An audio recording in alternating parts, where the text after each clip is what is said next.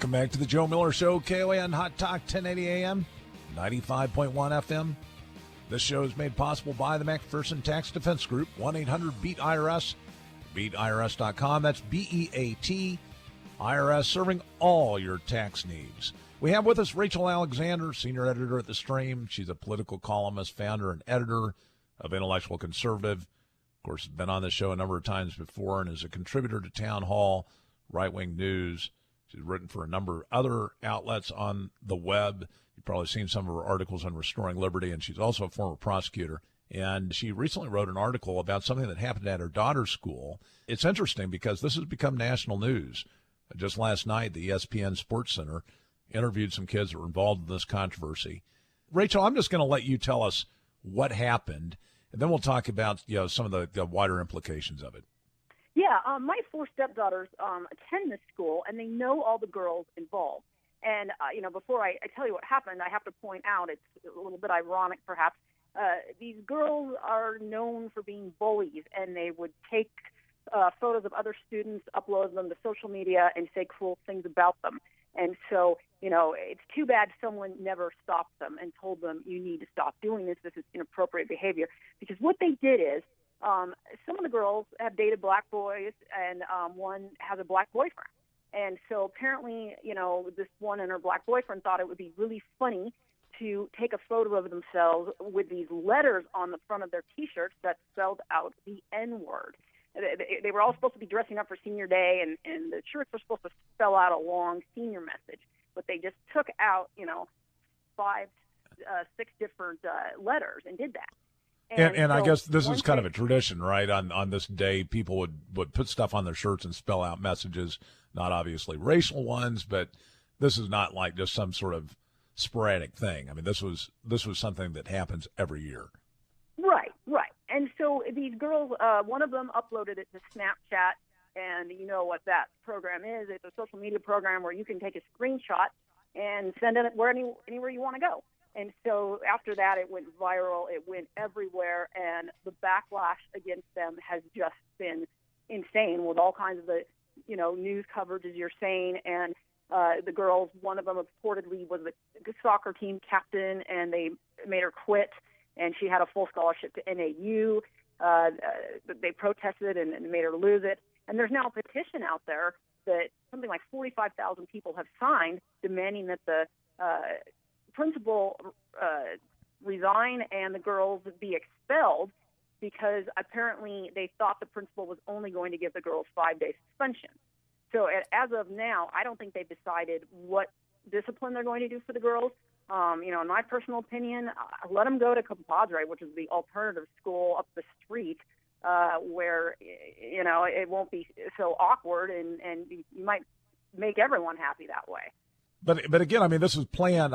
This is not in defense of what they did in any way, but it was apparently planned by one of the white kids along with her black boyfriend. Is that right? I mean, is that established? That's what I hear, and a lot of this is coming from my stepdaughters. And the black boyfriend, I've heard that he's the one who came up with it. So what it comes down to me is it's like, we have all this stuff in society, these black rappers, we have all these, TV shows, Hollywood movies, that glorify the N-word like it's, funny or something. And so when you have kids that you are not monitoring what they're watching and what they're doing, if they think that it's okay to use that word, what does that say about you as a parent? And because my four daughters said to us, they're like, we've never used that word in our life. You just wouldn't do it. Well, I mean, it does. There's all sorts of mixed messages out there on that. Now, I mean, in the school itself, does it have a history of racism? I mean, have there been any race riots? Have there been any type of racial conflict, or is this just a run-of-the-mill school in Phoenix? There's been a couple race incidents. I mean, generally it's a more affluent area, one of the nicer parts of Phoenix, and the school is mostly white. There's only a handful of black people there. So it's not like it's actually more shocking. People wouldn't think that something like this, would have happened there. But again, I mean, you've got parents not paying attention to what their kids are doing. I mean, I wouldn't let my daughters take pictures of students and make fun of them on social media. I mean, they won't follow us on Twitter, but me and their dad follow them on Twitter, you know.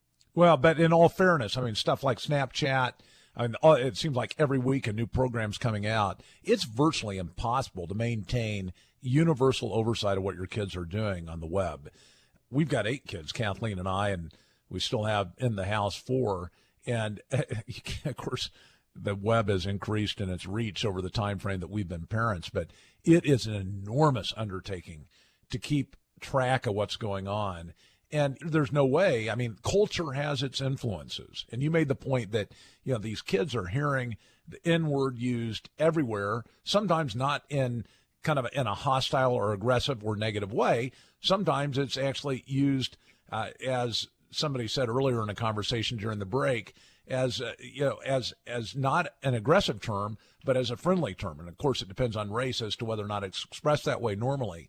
But I mean, is it possible that these kids and what they did, it wasn't by design intended to be a negative hit, but it was instead just done out of ignorance? And if so, is it really appropriate for them to be expelled from school, lose scholarship, et cetera? Yeah, I mean, people are saying the backlash they've gotten, especially all the bad publicity that's going to follow them around for the rest of their lives, and it's going to affect their jobs, everything. People say that's enough punishment. But you, like you said, right. I mean, these kids showed bad judgment if they thought that was funny because, you know, that old phrase, sticks and stones can break your bones, but words will never hurt you.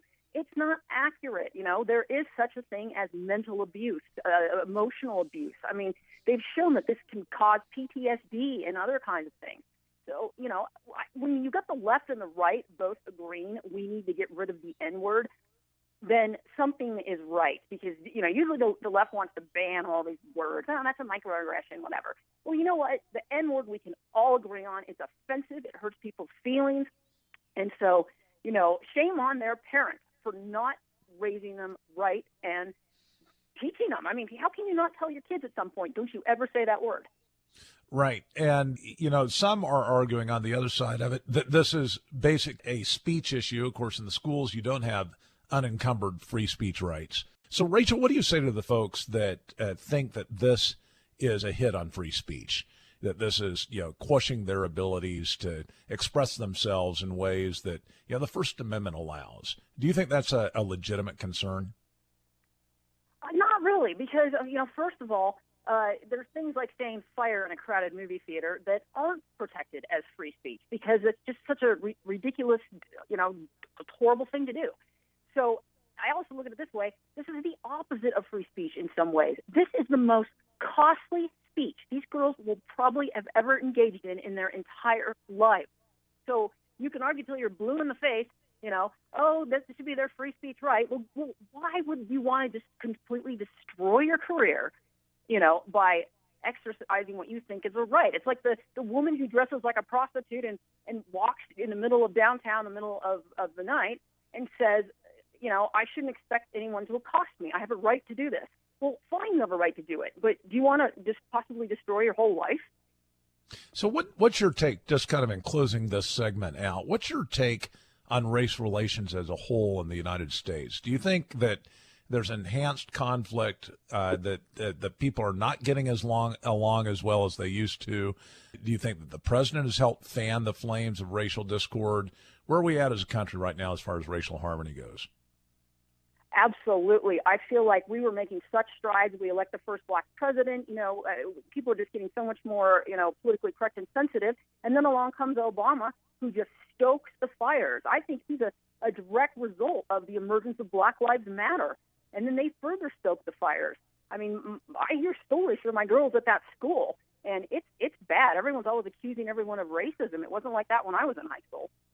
We had an investigative journalist on this show the other day that talked about Black Lives Matter. In fact, he is suggesting that it is becoming such an entrenched perspective in some of, especially the income-affected adverse areas in the nation, that it could create a level of civil unrest and actual discord that we could end up with, as he put it, ultimately a degree of, you know, civil conflict. It's a scary thing. Obviously, this president has not done what he should have done in the position that he's had. He could have brought about unity rather than discord. And there's, without a doubt, a part of the blame lays at his feet. Well, Rachel, I appreciate you telling us about what happened there at your daughter's school. We'll keep an eye on what's going on here. We'll put up that story tonight at restoringliberty.com if you want to see it. We'll have this podcast there, too. Stay with us, The Joe Miller Show. We'll be right back.